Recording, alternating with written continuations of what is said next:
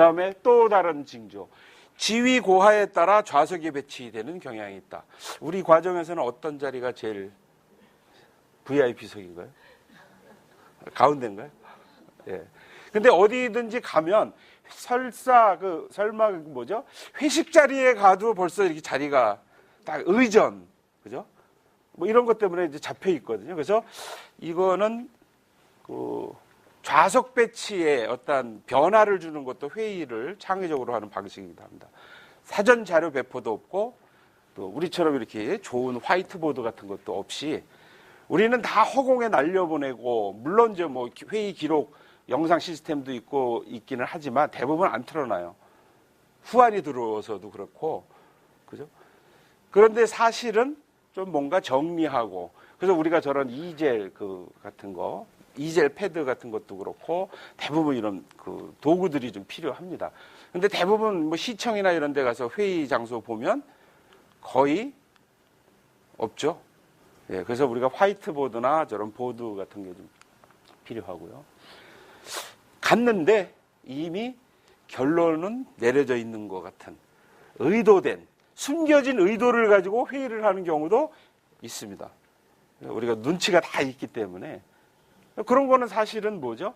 차후 승인을 위한 형식적인 요건으로 하는 걸 때 사람들은 약간의 배신감도 느끼죠. 그럼 왜 불러, 그죠? 자기들끼리 알아서 하면 되는 건데 이런 부분. 자, 보고나 자료 설명이 너무 길어 주요 사항을 못한다. 각 부서별로 뭐 우리가 일주일 동안 이런 걸 했어요. 뭐 이런 걸 할 거예요. 이렇게 얘기를 해요.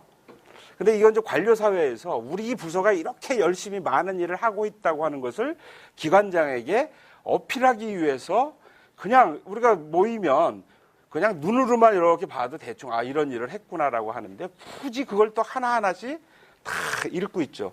그럴 때 사실 좀 분노를 느끼죠. 이 귀중한 시간에 보고하느라고 모든 걸 다 하고 뒤에 토의를 할 수가 없는.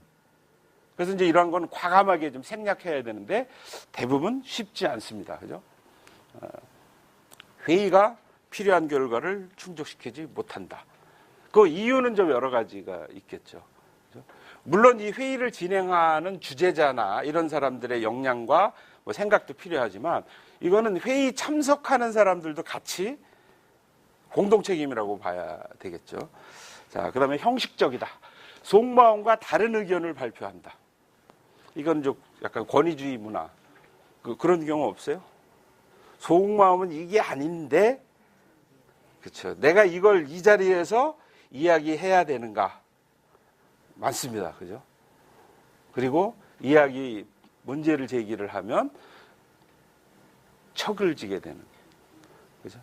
그래서 우리가 노라고 하거나 비판을 하게 돼서 저 사람과 감정적인 악화 이런 걸 두려워해요. 우리 문화 자체가 또 그렇기 때문에.